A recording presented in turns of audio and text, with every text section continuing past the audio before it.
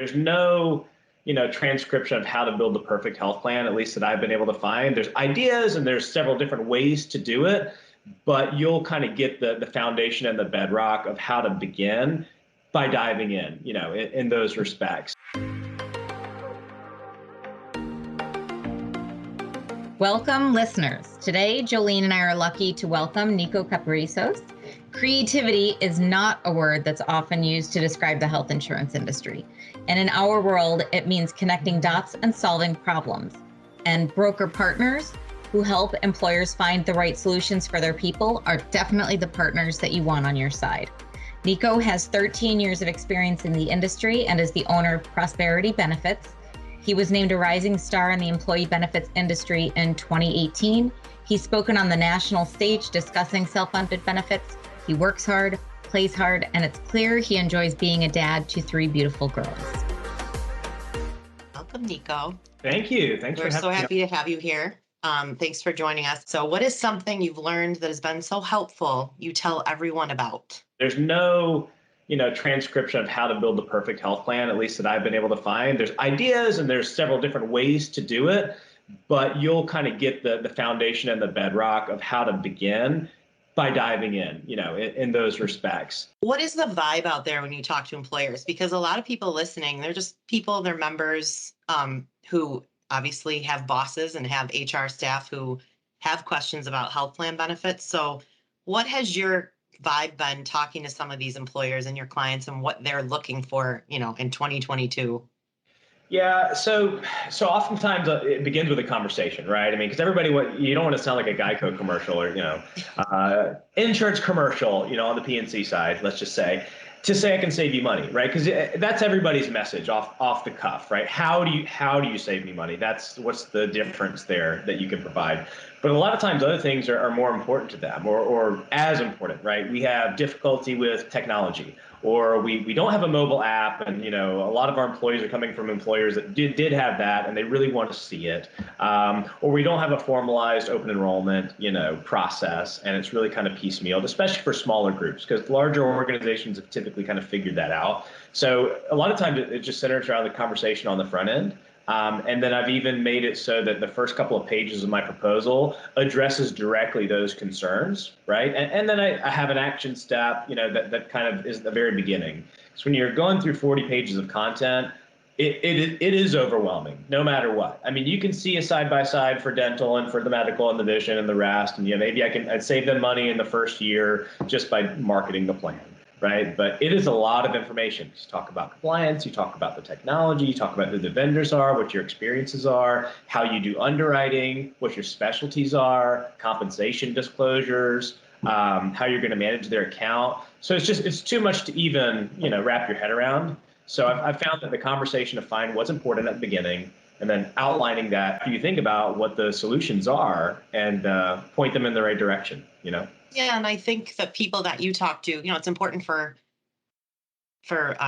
people to realize when, you have employers that they're talking to the right people as they're designing their health plan benefit packages, right? Like asking those right questions. And somebody like you in your role, that's what you do. You listen to employers and figure out, what their needs are based on their plan population and their members. So thanks for pointing that out, because there is a lot. As somebody who used to answer RFPs, requests for proposals, there is a lot that goes into that.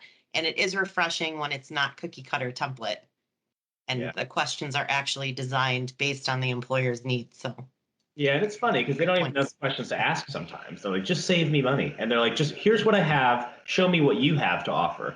And if it's $1,000 deductible, but then, you get a sense that no one's meeting their deductible, it's like, why are you overpaying for insurance, fundamentally speaking? And then you show them, all right, here's an HRA stacked in with a $5,000 deductible plan. And like, you're going to take on some risk, regardless as to the financing of the plan, if it's self-funded, if it's fully insured, even an idea like that. And that's not the most radical idea that, employers hear, but it's different.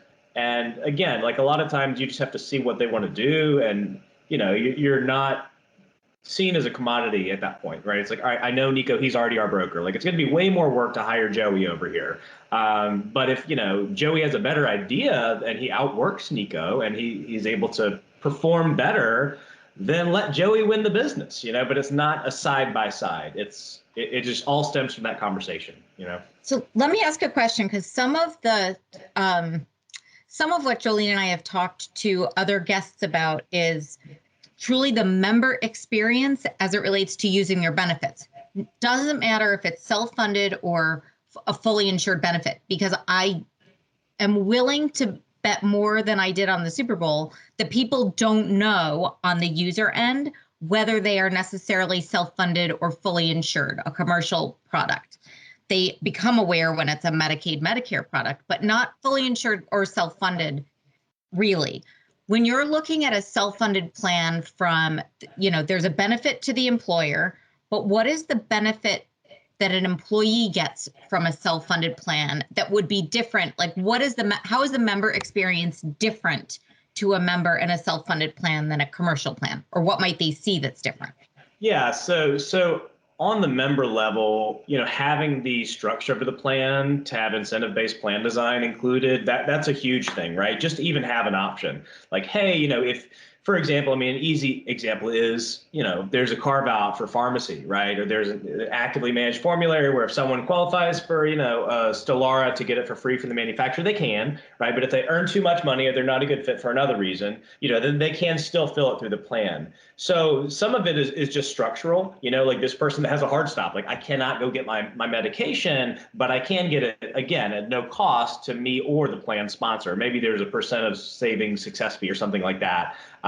But you can bake those in, and then sometimes the member doesn't even need to know, right, until it's at time of service.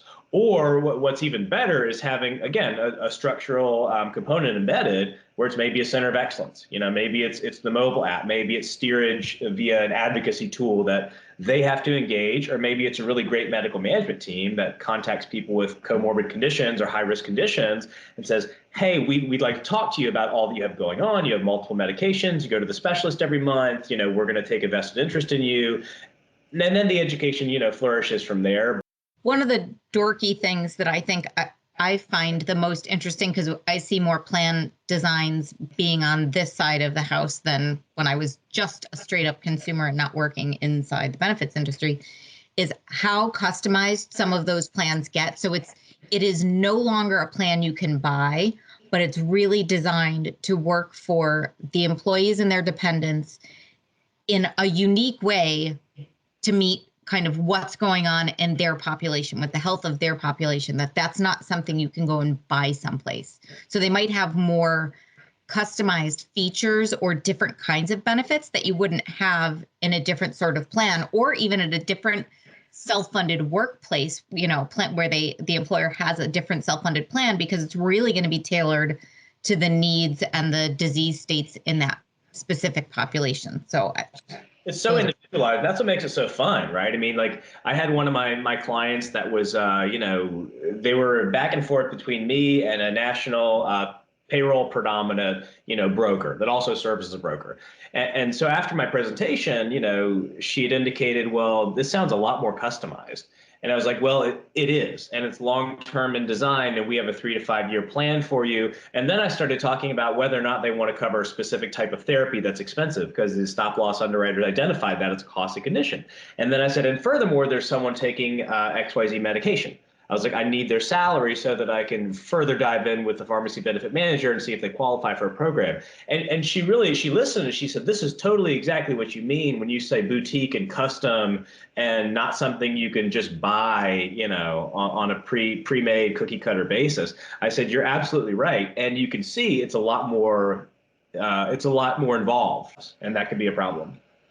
No, I think that's great advice again for, the entrepreneurs who are listening, startups, small businesses, just things that they don't know. It's almost like your role in all of this, is to empower and educate them as well, because it's, it takes two. Well, thank you, Niko, for your insight. This was great advice and input, and we appreciate it. Yeah, you're welcome. Thanks for having me on. This was fun, guys. This podcast is brought to you by Nova Healthcare Administrators. Why did they let us do this? Because at the end of the day, every Nova associate is driven to do what is right. We want what's best for our clients and their members, and we do a great job sharing what we learn with each other.